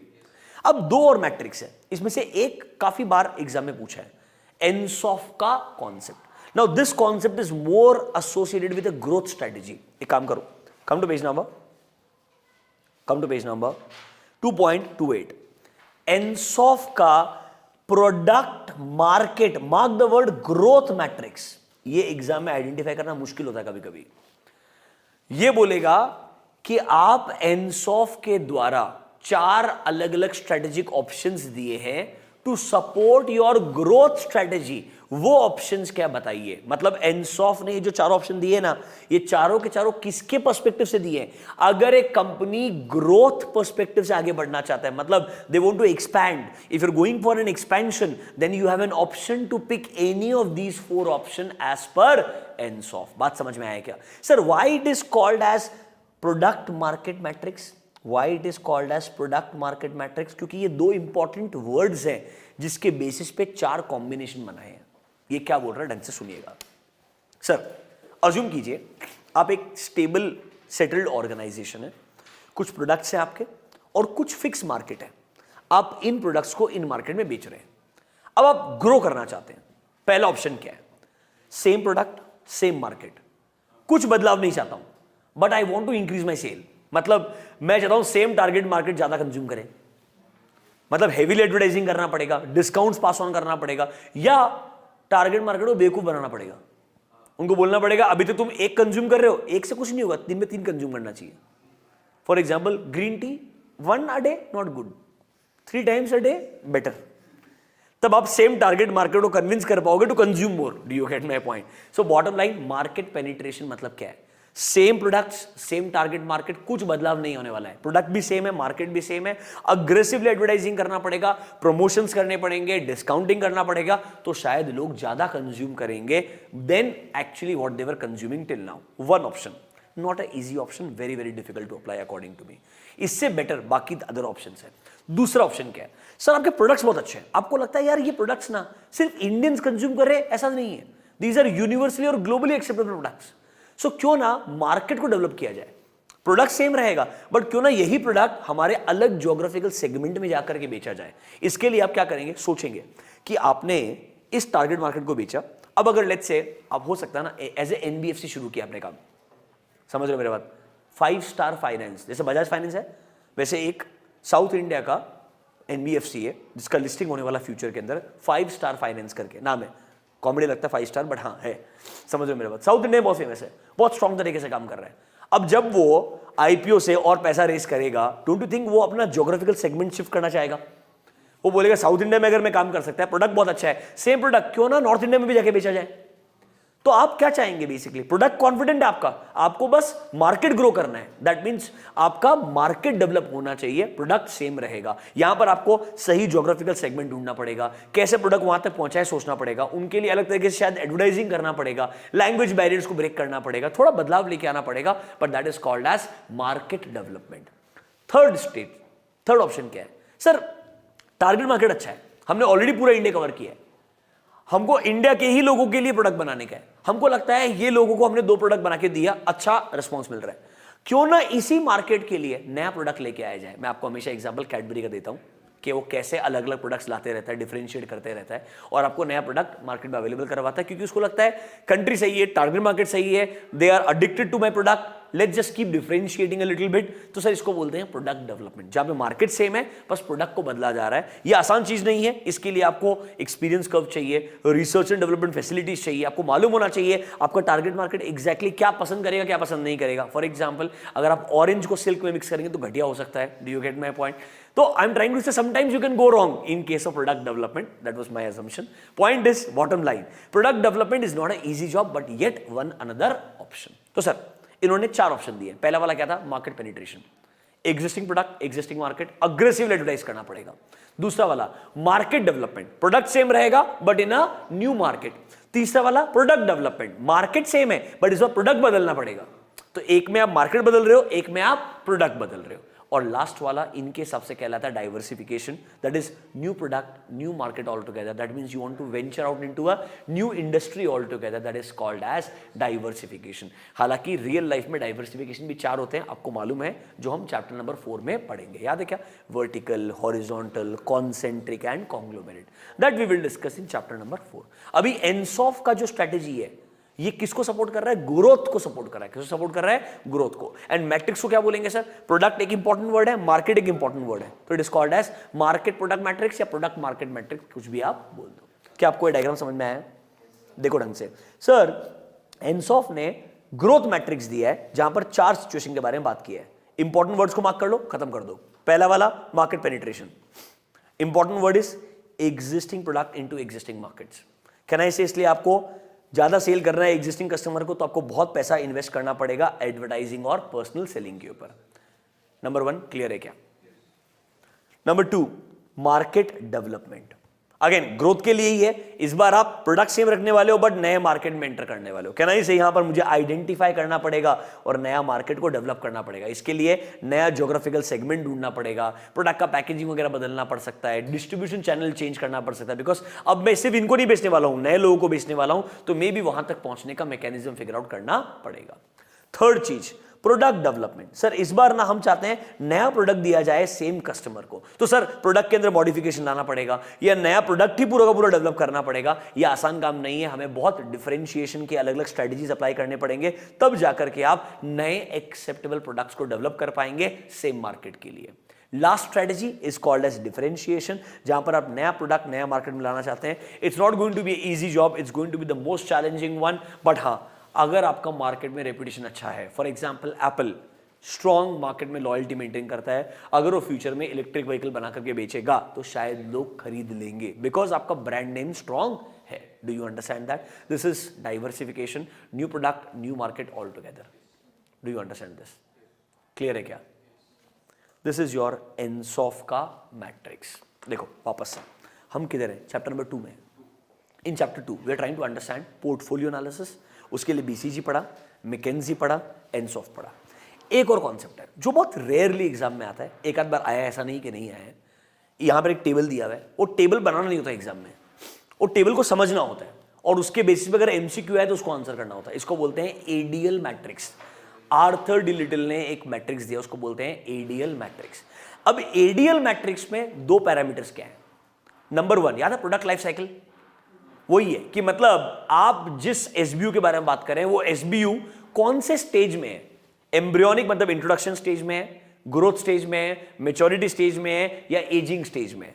मतलब पहले तो वो देखो, फिर वो बोल रहा है आपका मार्केट में पोजीशन कैसा है, आप बहुत डोमिनेंट हो मार्केट में, या आप स्ट्रांग हो मार्केट में, या आप फेवरेबल हो, या आप बहुत वीक हो, या टीनेबल हो। तो इन्होंने एक टेबल के अंदर दो पैरामीटर्स यूज किए हैं। पहला चीज, आप मार्केट में जिस प्रोडक्ट के बारे में बात कर रहे हैं उसका प्रोडक्ट लाइफ साइकिल का स्टेज क्या है, फिर आपका मार्केट का पोजीशन क्या है। इन दोनों के बेसिस पे वो आपको सजेस्ट करेगा आप क्या क्या स्ट्रेटजीज अप्लाई कर सकते हो। तो उनका मैट्रिक्स बेसिकली आपको पहले ढूंढना पड़ेगा, मैं इनके डब्बे में किस तरह आता हूं, फिर उस डब्बे में जो स्ट्रेटजीज के ऑप्शन दिए, बॉटम नहीं बताऊंगा तुमको मैं, वो डब्बा बनाया पूरे तुम्हारे स्ट्रेटेजिक मैनेजमेंट सब्जेक्ट से। तो तुमको अगर सब्जेक्ट आता है ना तो तुमको डब्बे की जरूरत नहीं है, बट तुमको ये जानने की जरूरत है आर्थर डी लिटिल ने क्या बोला था। समझेगा मेरा बात? ऑनेस्टली डब्बे का जरूरत नहीं, उसमें वही है, डिफरेंशिएशन, फोकस, कॉस्ट, लीडरशिप, आगे जो पढ़ने वाला ना चैप्टर 4, 5, 6 में वही लिखा हुआ है, कुछ नया चीज नहीं लिखा हुआ है यहाँ पे, सारे के सारे सेम स्ट्रेटजीज लिखे हैं। बस उन्होंने बताया है कि कैसे डिसाइड करोगे कौन सा कब रेलेवेंट रहेगा। ट्रस्ट मी, उन्होंने अपने हिसाब से लिखा था उस जमाने के अंदर। Things have change significantly. I not disagree कि ये लॉजिक ठीक नहीं है उनका, बट वही स्ट्रेटजी सही रहेगा, ये बहुत सब्जेक्टिव है, ये इंडस्ट्री टू इंडस्ट्री वेरी करेगा। तो एक काम करो, come to Arthur D Little, that is ADL matrix. ADL matrix में दो इंपॉर्टेंट चीजें, mark the word, industry maturity and firm का competitive position. So industry maturity मतलब या तो एम्ब्रियोनिक इंट्रोडक्शन स्टेज रहेगा, ग्रोथ स्टेज रहेगा, मैच्योरिटी स्टेज रहेगा, या एजिंग स्टेज रहेगा। यस और no? This is nothing but my industry maturity. देखो ऊपर लिखा हुआ एक वर्ड, इंडस्ट्री मैच्योरिटी, लिखा है कि नहीं लिखा है? और दूसरा वर्ड मार्क करो, कॉम्पिटिटिव पोजीशन। सर कैसी हो सकती है? या तो बहुत डोमिनेंट होगी, मतलब you are the strongest player, ये तो मोनोपोली काइंड ऑफ सिचुएशन है, कोई दूसरा है ही नहीं। इंडियन रेलवेज, तो स्ट्रेटजी लगाने की जरूरत क्या है फिर? समझ रहे हो मेरा बात टेक्निकली तो, बट ठीक है। या आप स्ट्रॉन्ग हो, that means let's say telecom के अंदर तीन ही प्लेयर है, बीएसएनएल पढ़ोगे तो बीएसएनएल भी है, बट कैन आई से एयरटेल जियो दोनों स्ट्रॉन्ग है, दोनों स्ट्रॉन्ग कैटेगरी में आ जाएंगे। Do you get my point? फिर आता है फेवरेबल कैटेगरी, तो हो सकता है मे बी एयरलाइन इंडस्ट्री में इंडिगो, स्पाइसजेट फेवरेबल है क्योंकि यहां पे ज्यादा प्लेयर्स हैं। समझा क्या मेरा बात? फिर आता है टीनेबल, मतलब बस काम चल रहा है, Air Asia in India, Vistara in India currently. Do you get my point? Weakest was Air India once upon a time, Air India was the weakest technically, now it is along with Tata, तो वो भी आप टीनेबल condition में डाल दोगे। Bottom line, ये 5 अलग अलग पोजीशन है। या तो तुम बहुत डोमिनेंट हो, बहुत रेयर होता है ये, यहां पर तुम कुछ भी करो कोई फर्क नहीं पड़ता है। स्ट्रॉन्ग के अंदर अच्छा पोजीशन है, बढ़िया मार्केट शेयर है, आप सबसे बड़े प्लेयर हो, आप अपने हिसाब से स्ट्रेटेजाइजिंग कर सकते हो, लोग आपको फॉलो करेंगे। फेवरेबल मतलब बहुत सारे प्लेयर्स है, कोई एक सबसे स्ट्रॉन्गेस्ट नहीं है, हेल्दी कंपटीशन है यहां पर, फिर भी आपको सबके हिसाब से काम करना पड़ेगा। टीनेबल मतलब आप थोड़े वीक हो comparatively, but there are lot of other strong players, पर आप सर्वाइव कर पा रहे हो, आइडिया सर्वाइव कर पा रहे हो। Do you get my point? And the last one is the weakest, that means आप मैनेज ही नहीं कर पा रहे हो, शायद यहां पर exiting is the best strategy. Turn around करने का ट्राई करो, वरना डाइवेस्ट वगैरह करके निकल जाओ। Do you understand this? Majority देखो, विड्रॉ, विड्रॉ, डाइवेस्ट लिखा है क्या? वो ये सारे वर्ड्स आपके चैप्टर 4, 5, 6 से आए हैं, तो अंदर का कुछ याद नहीं करने का है, मैं तुमको बता रहा हूं, कुछ याद करके फायदा ही नहीं है। क्या दिमाग लगाने का? एडीएल में ऊपर क्या है? 4 स्टेजेस हैं, इधर क्या है? मार्केट पोजीशन है, ये याद रखो। एग्जाम में एमसीक्यू आएगा, या तो दोनों फैक्टर पूछेगा तो लिख देना, समझ रहे हो मेरा बात तुम, या पूछेगा इस सिचुएशन में आउट ऑफ दीज कौन सा वाला सही है, थोड़ा दिमाग लगाओगे ना वहां पे मिल जाएगा आंसर। याद करके कोई फायदा नहीं है, 1 मार्क के क्वेश्चन के लिए अपना स्ट्रेस बढ़ाने का नहीं। टेबल याद कर नहीं सकते हो आप, और आधी जगह पे टर्न अराउंड 5 बार रिपीटेड है, फाइंडिंग नीश 5 बार रिपीटेड है, समझ रहे हो मेरे बात? फोकस रिपीटेड है। कैसे याद करोगे कौन से डब्बे में किधर है? The amount of time you spend on this, you understand my point? Don't waste your time, this is called as ADL matrix. तो हमने चारों इंपॉर्टेंट मॉडल्स पढ़ लिए, BCG, McKinsey, Ansoff and ADL. अब लगे हाथ एक और मैट्रिक्स है, वो भी खत्म कर देते हैं। आपको बीसीके में शॉर्ट तो पढ़ा है, strength, weakness, opportunity and threat, उसको यूज करने के लिए मैट्रिक्स दिया है, टोज मैट्रिक्स। अच्छा क्वेश्चन है, एग्जाम में आया है, काफी टाइम से नहीं पूछा गया, बट प्रिपेयर रहना चाहिए, it can be a good exam question. Let's go to TOWS matrix, page number 2.18। ये एक तरीके से एक्सटेंशन है स्वॉट का। स्वॉट में क्या बताया आपको, याद करो, स्ट्रेंथ, वीकनेस इंटरनल एलिमेंट्स है, अपॉर्चुनिटी, थ्रेट एक्सटर्नल एलिमेंट्स है। ये बोल रहे काम करो, इन चारों से 4 नए सिचुएशन बनाओ, इन चारों से 4 नए सिचुएशन बनाओ। तो एक काम करो, अगले पेज में डब्बा आएगा, एक डब्बा, ये तुमको बीसी के टाइम से याद है, इंटरनल एक्सटर्नल, दिख रहा है क्या? ऊपर देखो स्ट्रेंथ वीकनेस, इधर क्या है? Opportunity and threat. तो कैन आई से एक इंटरनल एलिमेंट लिया, उसको एक्सटर्नल से रिलेट किया, तो इंटरनल पहला let's say strength, strength plus O that is opportunity is called as SO, yes और no? Strength plus threat is called as ST. फिर वीकनेस प्लस अपॉर्चुनिटी और दूसरा वीकनेस प्लस थ्रेट, यस और no? Best possible position क्या है? SO obviously, हाँ है ना? वर्स्ट पॉसिबल पोजीशन क्या है? Weakness and threat. अब जिंदगी भर का आर्ग्यूमेंट है कि सेकंड बेस्ट क्या है, समझ रहे हो मेरा बात? तुम क्यों आर्ग्यूमेंट करना है? सिंपल है, किसी को सर्वाइवल के लिए बात करने का है तो एसटी अच्छा है, समझ रहे हो मेरा बात? किसी को रेवोल्यूशनरी काम करने का है तो सुनो, वीकनेस को स्ट्रेंथ में कन्वर्ट कर सकते हो, क्योंकि वीकनेस इंटरनल होता है और इंटरनल एलिमेंट्स हमारे कंट्रोल में होते हैं। Weakness can be converted into strength, that is why I am trying to say WO can go to SO, but ST can not go to SO easily. Threat को opportunity में convert करना सबसे challenging काम है, because वो external environment का part होता है। समझ में आया क्या मेरा बात? पर तुमको जिंदगी में ये पूछेगा ही नहीं, तुमको क्या पूछेगा? टोज मैट्रिक्स क्या है, तो तुम्हें एग्जाम में डायग्राम बनाने का, फिर चारों सिचुएशन को एक्सप्लेन करने का। कैसे? ऊपर आओ, बहुत डिफिकल्ट है। पहला वाला SO, aggressive strategy. Sir strength can be used to capitalize on the emerging opportunities. Can I say ये बेस्ट पॉसिबल पोजीशन है, आपको कॉम्पिटिटिव एडवांटेज मिलेगा। सबसे आसान चीज है लिखना। सबसे बुरा क्या है? WT। Sir any firm would want to avoid it. यहां पर आपको थ्रेट भी है और आप खुद वीक भी है, कैसे ना कैसे सर्वाइव करने का ट्राई करोगे, बट शायद बहुत मुश्किल होने वाला है। फिर देखो ST, अब स्ट्रॉन्ग हो बट थ्रेट है। आपका स्ट्रेंथ शायद आपको हेल्प करेगा कि कैसे ना कैसे उस थ्रेट को मिनिमाइज कर लो, उसको डिफेंड कर लो, मतलब सर्वाइव कर जाओ आराम से। ये आपको survival will not be a major problem. WO के लिए आपको अपने वीकनेस को स्ट्रेंथ में कन्वर्ट करना पड़ेगा। देखो, firm needs to overcome its weakness and try to convert its weakness into strength so that they can exploit the opportunistic situations. This is called as TOWS matrix. तो exam में स्वॉट इतना important नहीं है intermediate में, because that is more important at foundation level. यहां पर ज्यादा इंपॉर्टेंट है वो टोज मैट्रिक्स क्या होता है, उसके 4 पोजीशंस क्या है और डायग्राम क्या बोलता है। 2 मिनट स्पेंड करके वापस से रीड कर लो, डायग्राम देख लो क्या है। And obviously toes matrix better रहेगा देन स्वॉट, क्योंकि टोज मैट्रिक्स बता रहा है करना क्या है, स्वॉट से बता रहा था कि 4 एलिमेंट्स हैं।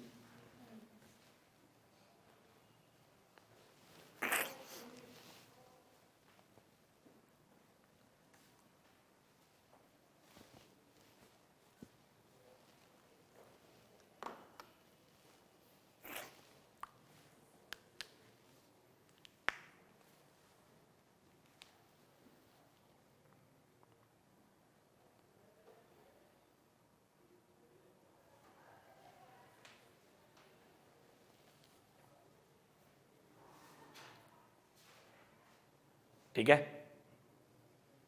कंफर्टेबल लग रहा है? तो देखो, ये इस चैप्टर नंबर 2 का पार्ट 1 था। मैंने बोला था आप चैप्टर को 3 पार्ट में डिवाइड करेंगे, दिस वाज जस्ट पार्ट 1, जहां पर पोर्टफोलियो एनालिसिस, उसके 3 कंपोनेंट्स, सारे मैट्रिसेस, उनको डिटेल में डिस्कस करते हैं। हायर चांसेस है वहीं से क्वेश्चन आ जाए, पर आपको बता रहा हूं मैं ऑनेस्टली, चैप्टर बहुत बड़ा है, क्वेश्चन एक है, बहुत डिफिकल्ट है प्रिडिक्ट करना, बहुत ही ज्यादा डिफिकल्ट है। आपको तीनों पार्ट पे इक्वली फोकस करना पड़ेगा। This was part 1।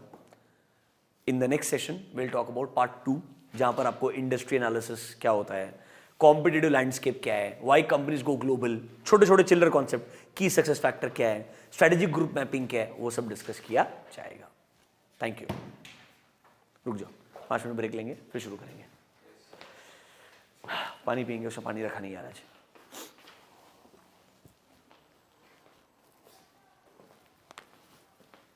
आज तो बैक टू बैक ज्यादा बड़ा हो गया ना।